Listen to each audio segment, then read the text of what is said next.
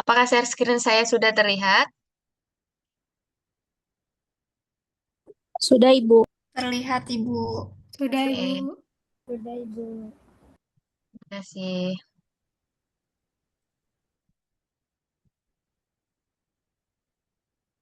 Oke, kita mulai saja ya. Materi yang akan saya sampaikan malam hari ini sama dengan apa pembelajaran yang sudah saya unggah di Edlink, yaitu mengenai kewirausahaan dan UMKM sebagai perwujudan dari kewirausahaan salah satunya.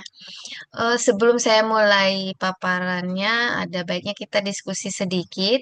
Rekan-rekan mungkin sudah membaca, jadi saya ingin tahu siapa yang bisa bantu saya untuk hmm, apa ya, menyimpulkan secara singkat kewirausahaan itu seperti apa sih? Ada yang bisa menjawab? Silakan.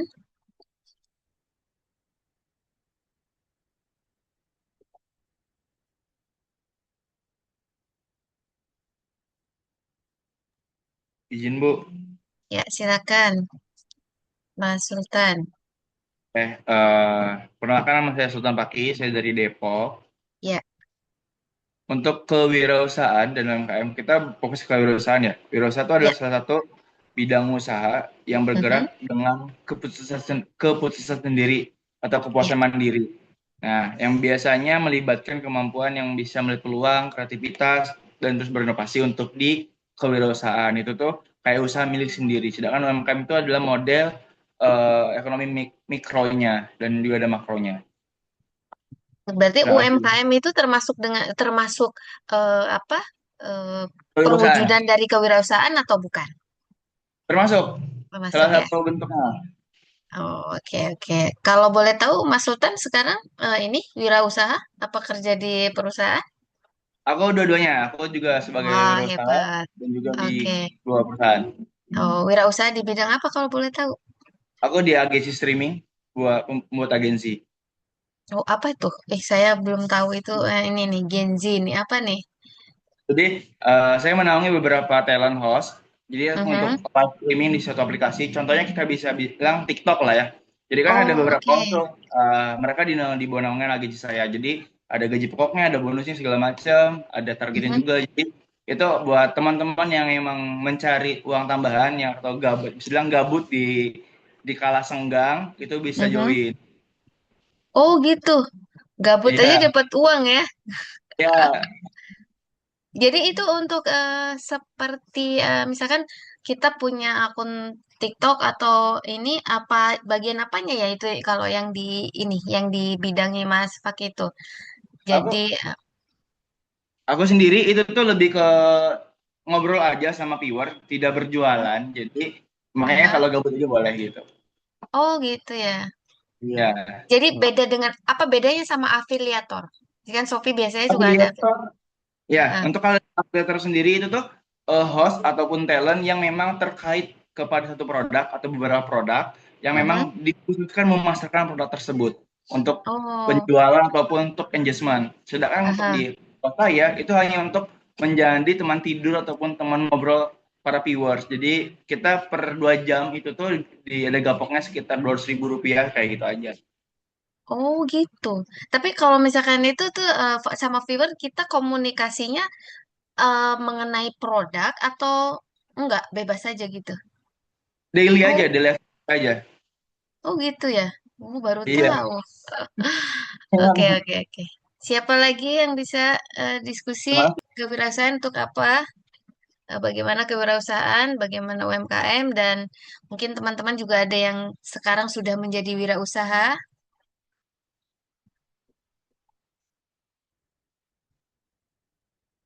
Kalau belum ada lagi, saya mulai aja kalau gitu paparannya ya. Untuk pengertian kewirausahaan tadi kan sudah dibantu dijelaskan sama Mas Sultan Fakih ya. Jadi kewirausahaan itu memang kemampuan dari seorang individu untuk menciptakan sesuatu yang baru dan berbeda. Jadi tindakan dia pasti dia inovatif dan kreatif sehingga bisa menciptakan peluang.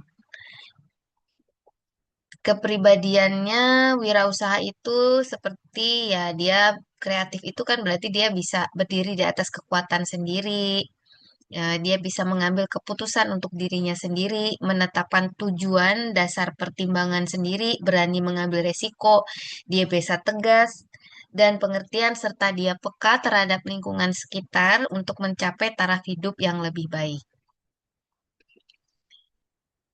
Nah, setelah wira swasta atau wirausahawan itu mengenali apa yang disebut dengan ceruk pasar atau peluang yang akan dia akan dia dapat, langkah selanjutnya adalah dengan memulai bisnis. Sebelum memulai bisnis juga ada baiknya wirausahawan itu mempunyai acuan. Acuan yang dimaksud di sini yaitu perencanaan bisnis atau yang secara teori bisa dikatakan dengan istilah business plan. Business plan itu sendiri terdiri dari dua, yaitu mengenai peluang usaha atau business opportunity dan keunggulan bersaing atau competitive advantage.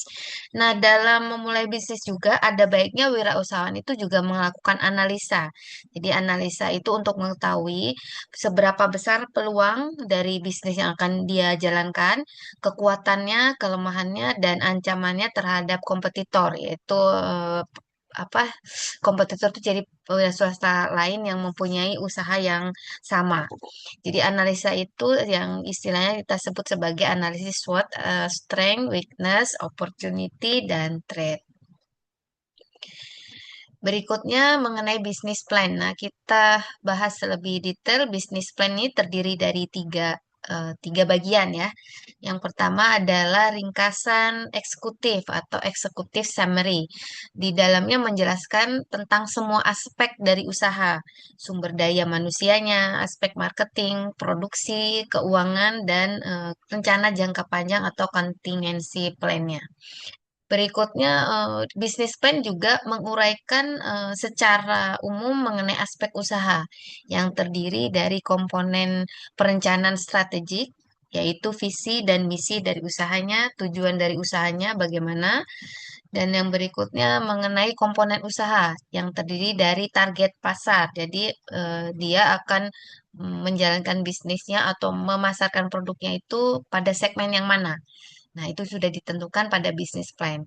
Mengenai produknya juga ditentukan seberapa untuk harganya, tingkat harganya berapa, jenis barang yang diproduksinya berapa. Berikutnya untuk promosinya, itu termasuk dalam strategi marketing juga. Berikutnya lokasi, lokasi juga ditentukan. Dia sudah survei di lapangan dulu yang tepat. Berikutnya dekorasi usaha dan tim manajemen yang dibentuk serta bentuk badan usahanya. Nah, komponen bisnis plan yang ketiga adalah analisis dari fungsi-fungsi usaha. Fungsi-fungsi usaha yang sudah saya sebutkan yaitu pada fungsi marketing, produksi, sumber daya manusia, keuangan, dan akuntansi.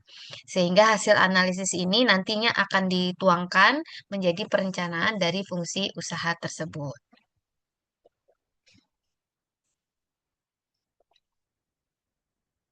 Nah, ini sekarang kita masuk kepada UMKM. Seperti yang tadi udah disampaikan juga oleh Mas Sultan tadi ya, UMKM itu juga menjadi perwujudan dari kewirausahaan. UMKM kepanjangannya kan rekan-rekan sudah paham pasti ya, usaha mikro, kecil, dan menengah. Pengertian dari UMKM itu sendiri menurut Menteri Koperasi dan UKM, yaitu merupakan suatu badan usaha milik warga negara Indonesia, baik perseorangan maupun berbadan hukum, yang memiliki kekayaan bersih, tidak termasuk tanah dan bangunan sebanyak-banyaknya 200 juta, atau mempunyai hasil penjualan rata-rata per tahun 1 miliar dan usaha tersebut berdiri sendiri. Berikutnya usaha menengah adalah badan usaha milik warga negara Indonesia yang memiliki kekayaan bersih lebih besar dari 200 juta sampai 10 miliar, tidak termasuk tanah dan bangunan tempat usaha. Nah, di sini ada klasifikasi berdasarkan kekayaannya. Untuk usaha kecil dan mikro yang sudah saya sebutkan tadi, maksimal dia kekayaannya 200 juta. atau omset penjualan sampai dengan 1 miliar. Usaha menengah untuk kekayaannya di antara 200 juta sampai dengan maksimal 10 miliar. Jika kekayaan itu sudah di atas 10 miliar, berarti itu termasuk dalam usaha besar.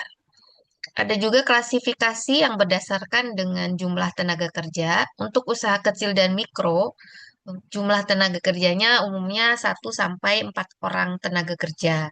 Untuk usaha menengah 20 sampai 99 orang tenaga kerja, di atas 99 orang masuk dalam kategori usaha besar. Jadi untuk contoh-contoh UMKM, rekan-rekan pasti sudah sangat paham dan sangat mengenali ya, di lingkungan sekitar kita pasti ada banyak sekali UMKM. Bisa usaha laundry, usaha rumah tangga seperti catering, usaha kerajinan, salon, peternakan, pertanian, pedagang kaki lima. Banyak sekali yang kita sudah kenali dan familiar di lingkungan sekitar kita. Nah, sekarang kita berbicara peranan UMKM dalam perekonomian Indonesia. UMKM disebut atau dianggap bisa mendukung perekonomian Indonesia karena UMKM itu sendiri bisa menciptakan lapangan kerja dan mampu meningkatkan kesejahteraan masyarakat. Dengan UMKM juga akan membantu meningkatkan pemberdayaan potensi lokal dan mampu mandiri dalam perekonomian. Dengan adanya UMKM juga akan mendorong inovasi bisnis dan memperkaya ekosistem bisnis suatu negara. Pada data yang diperoleh di tahun 2025, UMKM menyumbang produk domestik bruto sebesar 63%. Jadi, sumbangan UMKM itu sudah cukup besar ya, di atas 50% kepada PDB. Jadi PDB itu sendiri adalah salah satu indikator dari pertumbuhan ekonomi suatu negara. Jadi kalau misalkan PDB itu meningkat, otomatis perekonomian suatu negara juga mengalami pertumbuhan. Nah, meskipun UMKM itu sekarang banyak sekali di Indonesia, hampir mencapai 40 juta UMKM, tetapi kendala dari UMKM itu juga masih tetap ada. Salah satunya di sini adalah kendala finansial. Ini kendala yang sangat umum dialami karena kalau untuk UMKM kemungkinan kebanyakan kan mereka pada umumnya mereka kan usaha masih kecil ya, mikro. Jadi dia belum berbentuk badan usaha dan dia umumnya eh, apalagi yang di daerah-daerah terpencil itu dia keterbatasan untuk permodalannya dan juga akses kepada lembaga keuangan. Sehingga dia menghadapi kesulitan untuk mengembangkan usahanya. Selain itu, kendala berikutnya adalah kendala non-finansial. Di antaranya keterbatasan kemampuan, kurangnya pelatihan dan pengembangan skill, kurang beradaptasi dengan teknologi, dukungan pemerintah pun juga kurang, serta kurang pemahaman mengenai pembukuan dan akuntansi. Akan tetapi, sebetulnya peran pemerintah untuk pengembangan UMKM itu sudah ditetapkan ya di Undang-Undang Cipta Kerja sesuai pasal 97 Undang-Undang Cipta Kerja nomor 6 tahun 2023. Di undang-undang itu disebutkan bahwa pemerintah pusat dan pemerintah daerah wajib untuk mengalokasikan paling sedikit 40% produk atau jasa usaha mikro dan kecil serta koperasi dari hasil produksi dalam negeri dalam pengadaan barang atau jasa pemerintah pusat dan pemerintah daerah sesuai dengan peraturan perundang-undangan. Ada beberapa contoh kebijakan pemerintah yang sudah dilakukan untuk mengembangkan UMKM, di antaranya pembangunan infrastruktur dalam bentuk konektivitas digital, seperti dibangunnya satelit Palapa atau Base Transfer Station, sehingga pelaku usaha yang berada di daerah terpencil akan terhubung secara digital. Program pemerintah yang selanjutnya untuk mengembangkan UMKM diantaranya program pembiayaan. Pada data tersebut disebutkan bahwa sekitar 18 juta UMKM belum memiliki akses terhadap pembiayaan formal dan sekitar 46 juta masih membutuhkan tambahan modal.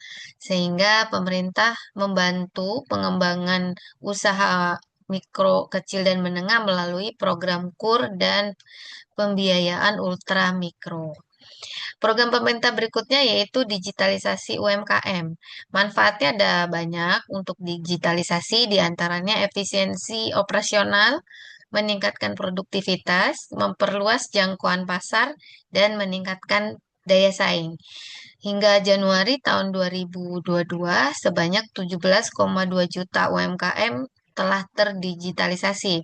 Dan di tahun 2025 kemarin, UMKM yang sudah go digital sudah mencapai 30 juta. Jadi sudah sangat banyak.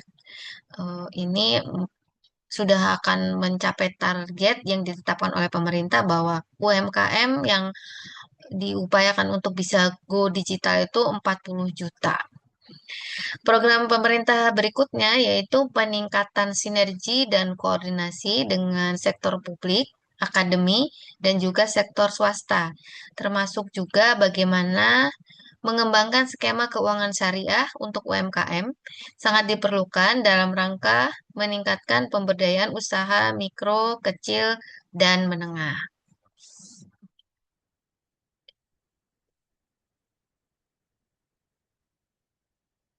Oke, paparan singkat dari saya mengenai eh, eh, kewirausahaan dan UMKM sudah selesai. Selanjutnya kita buka sesi diskusi aja atau rekan-rekan bisa kalau ada pertanyaan silakan disampaikan. Jadi kita banyak menggali saja sehingga materi ini akan lebih mudah dipahami.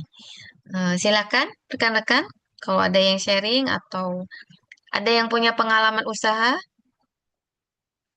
mari kita berdiskusi di sini. Atau ada pertanyaan, silakan.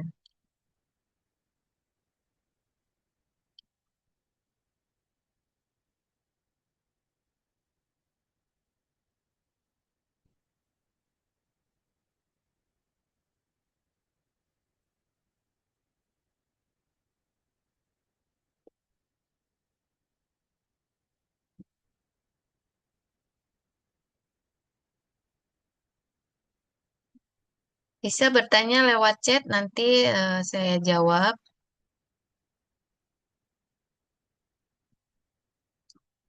Atau silakan yang bisa berdiskusi, ada pertanyaan atau sharing mengenai materi ini.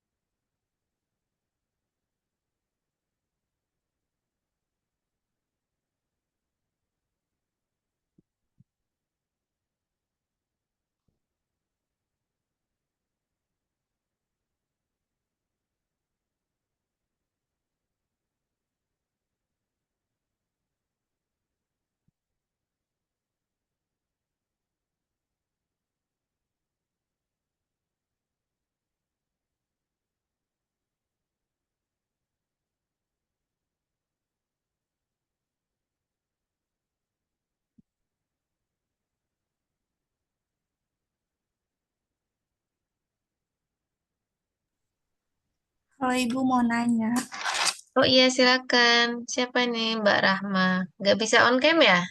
iya Ibu maaf, nggak on cam. Oke, boleh silakan. Mbak Rahma bekerja? Iya Ibu, Oke, di mana? di South City. Eh, dekat dengan tempat tinggal saya loh. Ibu di Di mana? Sasi.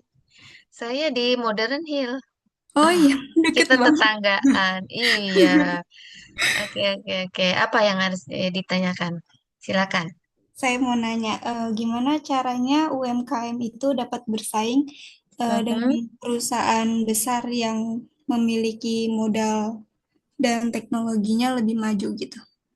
Oh gitu. Oke, saya coba jawab ya. Kalau UMKM itu memang dia kendalanya masalah permodalan ya utamanya. Jadi kalau memang dia ingin bersaing dengan usaha besar, itu memang dia harus eh, memulai dari awal dulu. Karena usaha besar itu kan dia sudah establish lebih dulu gitu. Jadi kalau untuk UMKM dia itu merintis dari bawah dengan permodalan yang dia ada sekarang, dia kembangkan dulu sambil dia mempersiapkan mengenai pencatatan untuk pembukuannya. Jadi di situ dia tahu progres dari usahanya. Nah, nanti kalau misalkan dia sudah mulai establish, dia menambah lagi permodalannya, jadi dia bisa untuk ekspansi lebih besar lagi. Selain itu, strategi yang harus ditetapkan marketingnya, Mbak. Jadi kalau setiap usaha memang kita perlu menentukan strategi marketing yang tepat. Segmentasi pasarnya juga dia itu mau di ini apa dipasarkan kemana gitu. Jadi level mana menengah ke atas atau menengah ke bawah atau jadi kita nggak bisa langsung jumping menyamai perusahaan atau usaha yang udah istilahnya udah ada di pasaran lama gitu ya. Jadi harus mengikuti tahapannya sesuai dengan kemampuan permodalan dia. Tapi yang jelas kuncinya memang untuk marketingnya itu harus dikedepankan gitu. Strategi marketing seperti ya itu tadi segmentasi pasar, terus promosi dia dia harus konsisten untuk mempromosikan produknya ya. Jadi brand awareness itu jadi pengetahuan tentang produknya itu konsumen tahu gitu. Terus nilai value dari produknya itu dia harus tonjolkan gitu. Terus untuk pelayanan terhadap customernya dia juga harus lebih baik gitu. Nah, seperti itu. Jadi nanti kalau misalkan itu sudah berkembang, nanti dia akan bisa ekspansi, memperluas usahanya. Diharapkan rencana jangka panjangnya dia juga akan bisa menyaingi produk yang sudah ada di pasaran lama. Dan mungkin untuk UMKM juga tuh mungkin ada minim untuk pelatihan ya, pelatihan pengembangan skill. Nah, itu tuh untuk UMKM, untuk pelaku usaha diharapkan dia bisa gitu menambah skill. Misalnya pelatihan pengetahuan teknologi. Nah, penguasaan terhadap teknologi itu biasanya kalau usaha mikro atau kecil, terutama di desa terpencil itu kan dia terbatas ya, kurang untuk pengetahuan teknologi. Nah, itu tuh yang mereka harus antisipasi. Jadi eh, dikuatkan dari sisi situ. Berikutnya juga dengan permodalan, tapi kalau untuk permodalan kan nanti pemerintah juga sudah memberikan fasilitas ya melalui kredit yang tadi yang saya sampaikan seperti KUR atau yang pembiayaan mikro seperti itu. Begitu Mbak Rahma, Oke, Ibu, terima kasih. sama-sama. Silakan Mas Sultan. Izin Bu, Ya, sedikit silakan. menanyakan dan menanggapi mengenai KUR ya Bu. KUR Ya, kan itu kredit usaha rakyat ya kalau nggak salah ya dari beberapa bank BUMN. ya. Nah, sedangkan untuk pengajuan KUR sendiri kan kita biasanya ada anggunan atau jaminan kalau nggak salah Hmm. itu Mm-mm. antara surat tanah atau surat kuasa berbentuk fisik ya entah itu kendaraan atau segala macam. Nah, kadangkala ketika pengajuan KUR tersebut ada kendala mengenai slik OJK atau kredit macet atau BI checking lah. Oh iya, oke. Tugas utama pemerintah itu kan memberikan cara dan prasarana mengenai permodalan untuk rakyat. Sedangkan pada aslinya ketika pengajuan tersebut banyak persyaratan yang memang tidak umum bagi rakyat. Contohnya di perdesaan. Karena banyak warga desa, contohnya di desa saya dulu ya, itu kita kebanyakan tuh bertani. Untuk pengajuan KUR tersendiri itu agak sulit. Ditambah lagi Mm-mm. untuk pengajuan dari Kopdesnya mengenai pupuk dan juga bantuan agak sulit. Nah, tapi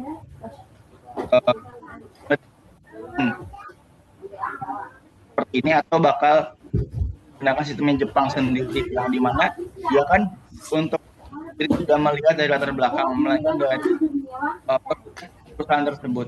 Kayak gitu aja sih Bentar. eh mengenai mengenai administrasinya. ya, ya, sebentar terjeda. Ini ada yang mau gua mau apa bocor keluar mau suaranya, ngerjain tolong di off cam, tugas di mute dulu ya. Ada yang bocor suaranya. sekarang. Afida, Iya. Afida. Alfida, Ya. kenapa? Kok tiba-tiba Alfida? Nggak ada yang bocor suaranya, jadi saya tadi pertanyaan Mas Sultan saya kurang clear, kurang jelas tadi. Siapa ya? Gimana Mas Sultan, bisa diulangi tadi pertanyaannya gimana? Maaf, Bisa maaf, Bu. saya tadi kurang. Kita dari awal lagi. Ya. Indonesia sendiri punya KUR atau Mhm, kredit usaha rakyat. Nah, mhm. dengan kredit tersebut tuh banyak sekali latar belakangnya yang perlu kita cek kayak BI checking, terus ada anggunan atau jaminan. Nah, sedangkan di Perdesa sendiri kan ada Kopdes dan Ya. semuanya cukup ribet lah untuk pengajuannya. Apakah pemerintah bakal menggunakan sistem yang berbeda atau tetap sama supaya badan usaha kecil ini atau wirausaha kecil-kecil ini tuh dapat mengajukan permodalan yang lebih layak dan bisa lebih banyak ataupun mungkin ada program apa ya invest dari pemerintah kan kita ada namanya Danantara atau sedangkan Danantara sendiri kan investnya ke perusahaan-perusahaan yang memang sudah besar tidak ke perusahaan-perusahaan UMKM. Nah, apakah Indonesia bakal menggunakan sistem baru atau memang bakal menggunakan sistem yang lama atau KUR ini gitu?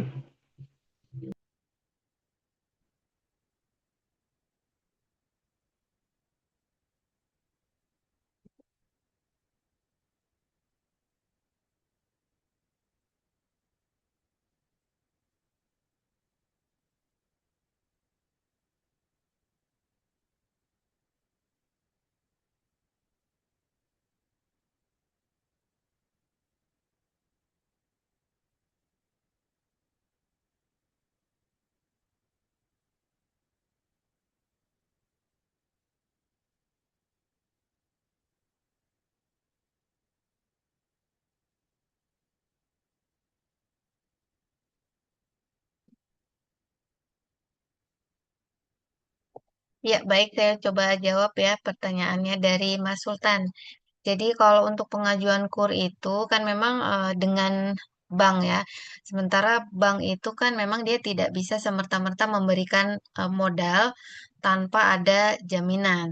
Karena kebanyakan memang kalau di pedesaan untuk usaha kecil itu dia tidak belum mempunyai izin usaha gitu kan. Jadi belum ada izin usaha, jadi belum ada track recordnya di OJK juga. Makanya apa memang syaratnya menurut point of view dari apa usaha usaha kecil itu sendiri. Jadi persyaratan untuk pengajuan permodalan itu jadi sulit gitu ya. Nah, kalau apa solusi dari pemerintah itu adanya kur tapi tanpa agunan. Sekarang tuh sudah diberlakukan seperti itu ya.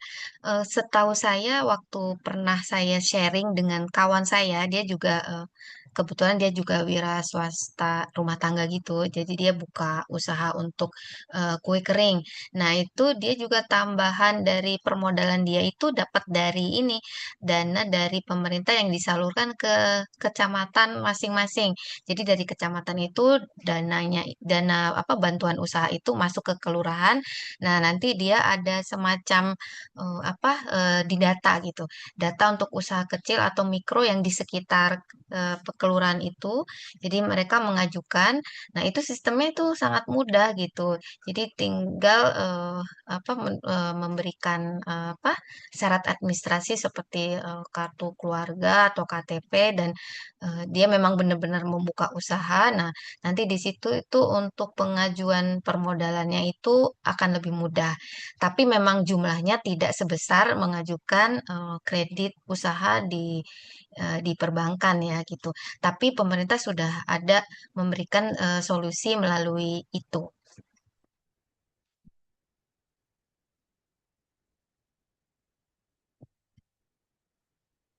Gitu Mas Sultan. Teman-teman ada yang bisa menambahkan? Oke Bu, terima kasih. Ya, sama-sama. Siapa tadi yang raise hand? Silakan.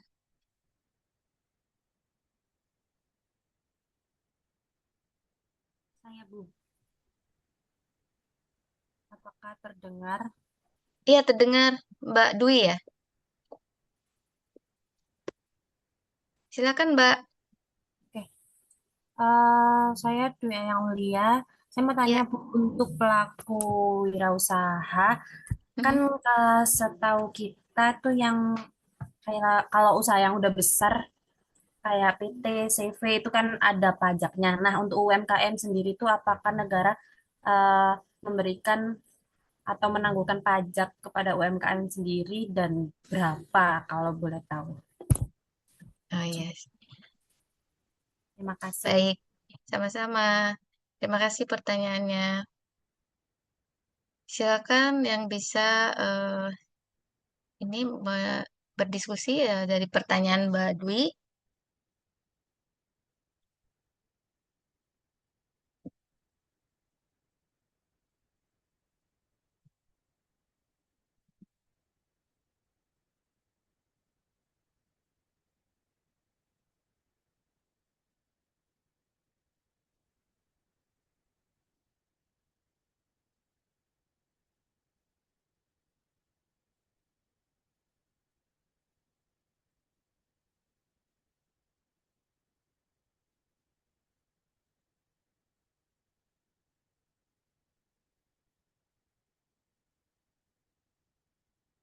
Ya, saya coba jawab pertanyaan dari Mbak Dwi tadi. Jadi, untuk pengenaan pajak dari UMKM itu ada ya. Jadi, tetapi ada klasifikasinya berdasarkan omsetnya.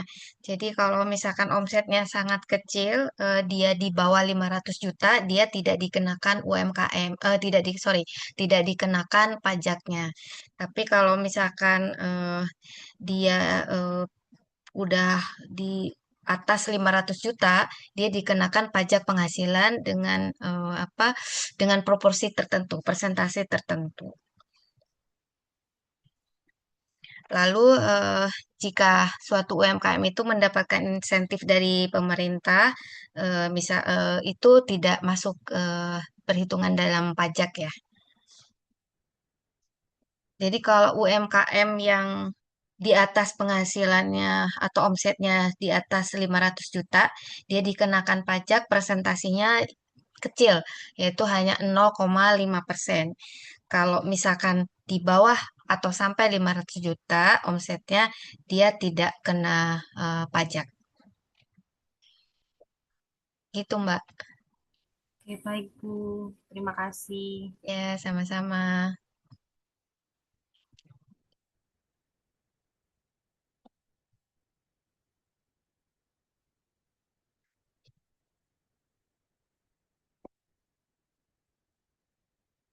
Ya, ada pertanyaan lagi. Izin bertanya, Ibu, dari Mas Agus ya. Bagaimana peranan pemerintah agar UMKM bisa jangka panjang? Dikarenakan banyak UMKM yang mati perlahan atau bangkrut. Di, dikarenakan melihat dari masyarakat yang senang belanja barang dan dari platform e-commerce, sedangkan kebanyakan platform e-commerce memberi barang impor dari luar negeri. Pertanyaannya bagus nih. Siapa yang mau mencoba menjawab?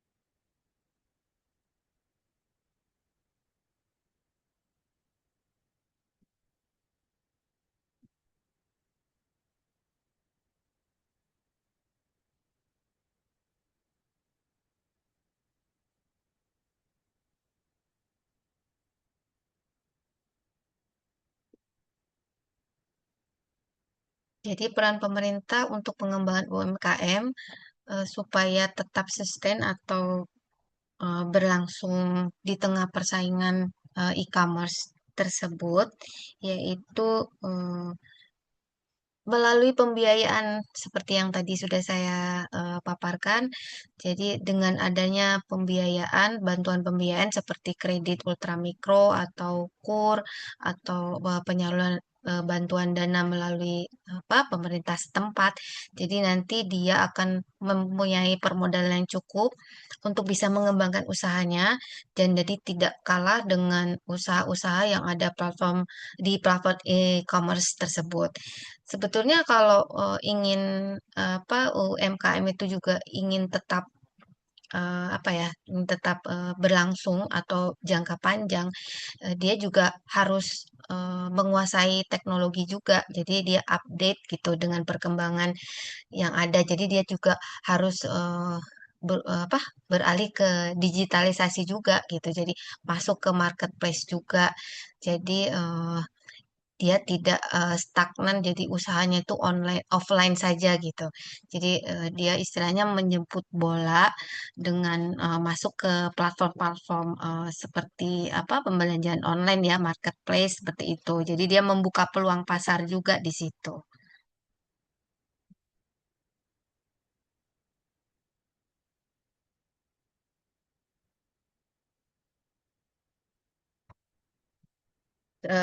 Mungkin untuk upaya dia berlangsung dan tidak bangkrut. Yang pertama untuk UMKM itu yang kendala yang paling umum yaitu mengenai pembukuannya.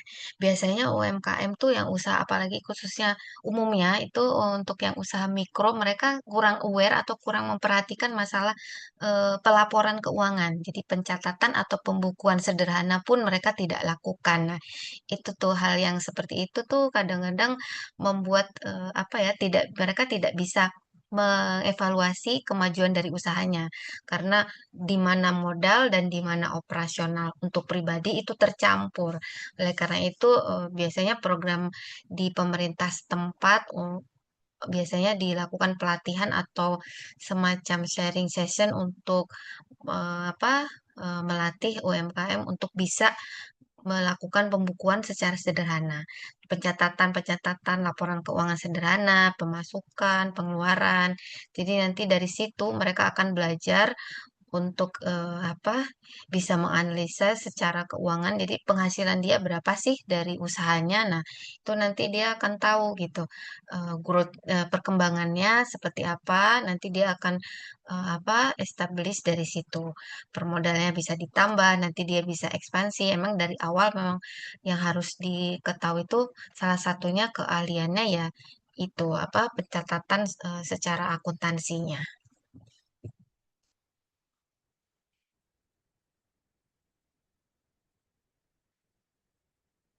Nah, ini dari Mbak Stefani. Boleh pertanyaannya, banyak UMKM yang takut naik kelas.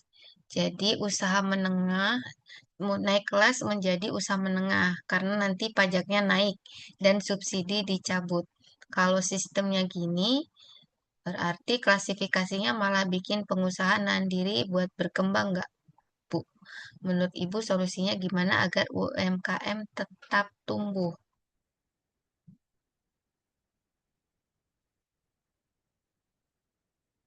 Ya, jadi kalau kita berbicara mengenai pajak itu memang sepertinya hal yang sangat dihindari oleh pelaku usaha ya. Jadi kalau dia berkembang usahanya otomatis memang pajak yang dikenakan itu eh, meningkat gitu. Tapi sebetulnya kalau memang pemerintah itu memberlakukan secara fair itu harusnya tidak ada kekhawatiran untuk sebuah usaha itu mengembangkan diri. Karena kan memang dasar pengenaan pajak juga itu tidak mungkin akan lebih besar dari yang penghasilan dari usaha itu sendiri. Jadi seperti yang tadi sudah saya jelaskan untuk dasar pengenaan pajak kan kalau untuk omset di bawah 500 juta dia eh, tidak ada pajak jadi 0%. Tapi kalau misalkan dia di atas 500 juta dia akan dikenakan pajak dan itu kecil sekali 0,5%. Jadi seharusnya untuk pelaku usaha dia tidak perlu khawatir ya untuk itu karena dasar pengenaan pajaknya itu disesuaikan dengan penghasilan dari atau omset dari usaha itu sendiri.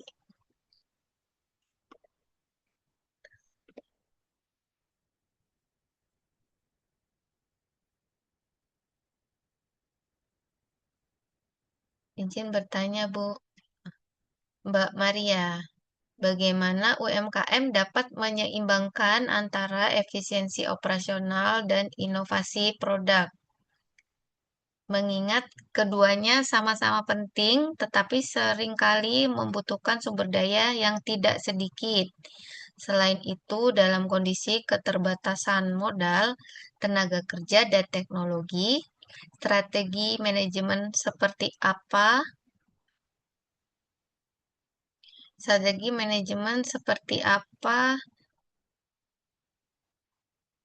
Mana sebentar, bentar bacanya.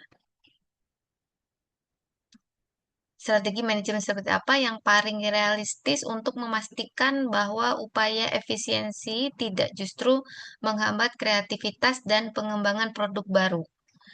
Lebih lanjut, bagaimana peran kepemimpinan dan pengambilan keputusan dalam menentukan prioritas antara efisiensi jangka pendek dan inovasi jangka panjang, serta apakah terdapat model atau pendekatan manajemen tertentu yang terbukti efektif untuk diterapkan pada UMKM dalam menghadapi dilema tersebut. Berarti ada 3 pertanyaan ya.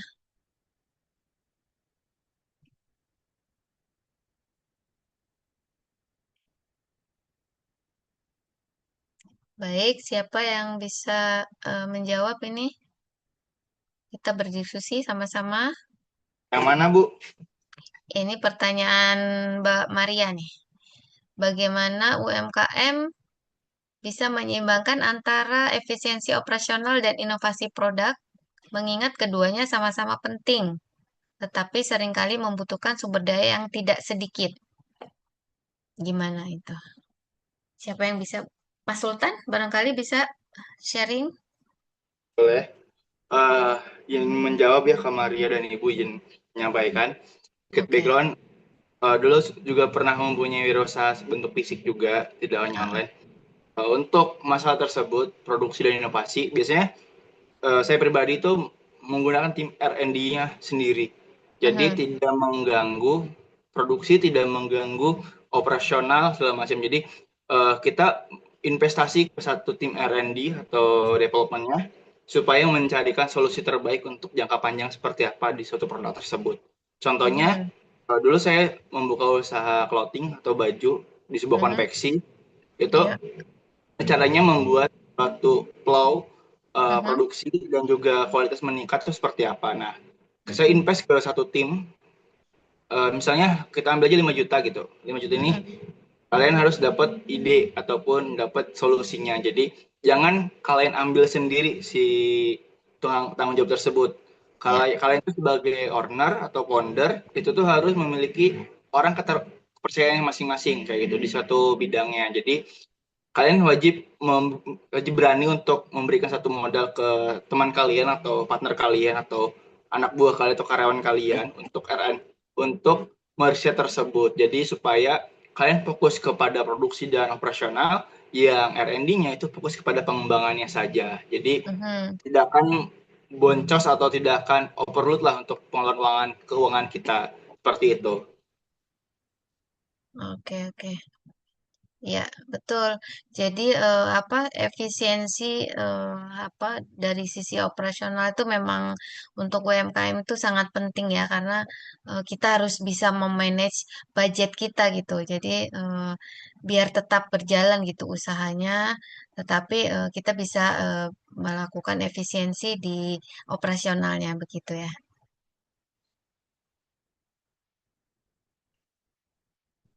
Lalu pertanyaan kedua tadi,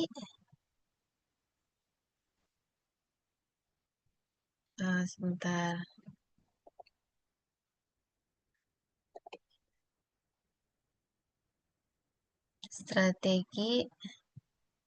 Strategi apa Yang paling realistis.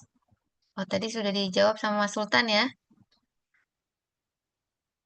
Bagaimana peran kepemimpinan dan dalam pengambilan keputusan untuk menentukan prioritas antara efisiensi jangka panjang, dana pendek, dan inovasi jangka panjang, serta apakah terdapat model atau pendekatan manajemen tertentu.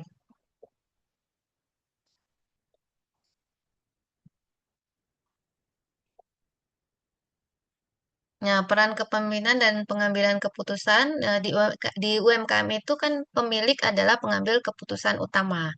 Jadi untuk pemimpin yang efektif biasanya itu dia berpikirnya jangka pendek itu untuk cash flow dan efisiensi, sedangkan jangka panjangnya dia positioning. Jadi positioning produknya itu seperti apa dan inovasinya bagaimana. Sehingga kita bisa menggunakan framework atau pola pikir keputusan sederhana. Jadi kalau misalkan bisnis kita belum stabil, jadi kita memprioritaskan efisiensi. Tapi kalau misalkan bisnis kita sudah stabil, mulai kita investasi pada sisi inovasi, tetapi secara bertahap. Nah, kalau untuk model manajemen yang cocok untuk UMKM, ada beberapa pendekatan yaitu namanya Lean dan Agile Hybrid. Jadi misalkan maksudnya Lean itu untuk efisiensi dan ditambah Agile ya. Agile Hybrid itu seperti inovasi tetapi dalam bentuk yang cepat. Sedangkan model yang berikutnya yaitu Effectuation, yaitu mulai dari efektivitas yaitu modal yang kita punya dulu, selanjutnya skillnya apa, terus kita mengembangkan jaringannya, terus tidak menunggu kondisi yang ideal. Jadi kita go aja langsung gitu. Nanti kan akan ketemu polanya seperti apa.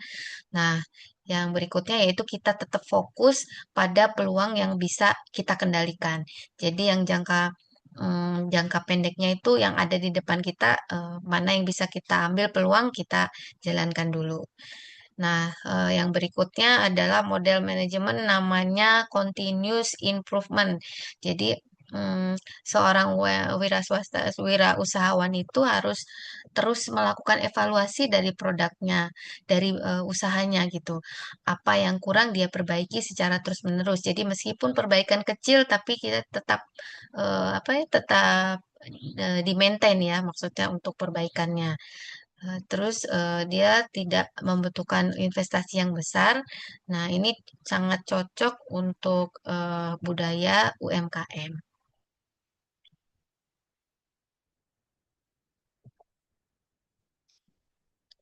Begitu, Mbak Stefani. Ada pertanyaan lain?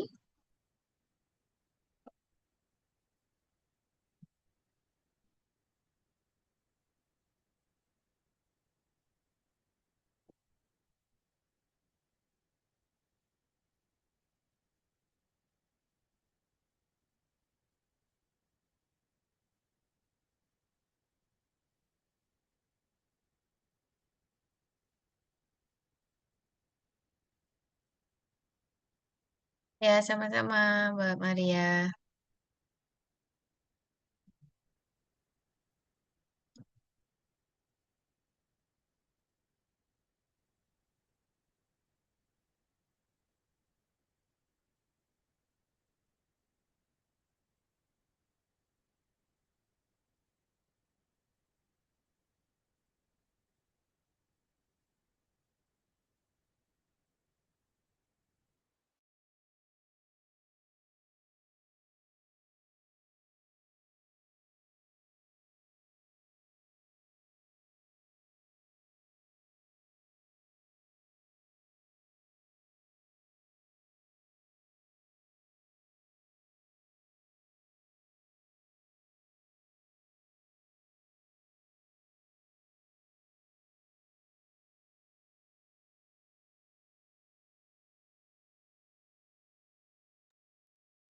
Baik, ada lagi yang akan didiskusikan malam ini tentang kewirausahaan dan UMKM.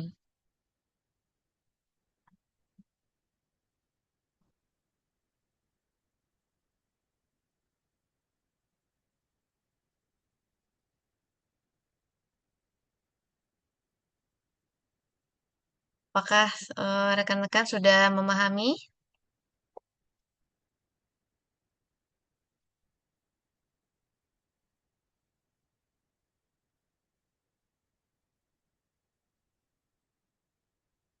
Kalau sudah tidak ada yang bertanya atau berdiskusi lagi, waktunya sudah hampir pukul 20.30, sudah malam ya, teman-teman sudah lagi sedang bekerja juga. Saya cukupkan sekian Vkon malam ini. Terima kasih atas diskusi dan pertanyaan-pertanyaannya. Kalau misalkan masih ada yang perlu ditanyakan atau didiskusikan, kita bisa sambung di Adlink ya. Insya Allah kita bertemu kembali Vkon di sesi ganjil yang berikutnya. Mungkin nanti di sesi 5, nanti saya akan infokan jadwal di Adlink. Terima kasih banyak ya. Saya tutup Zoom malam ini.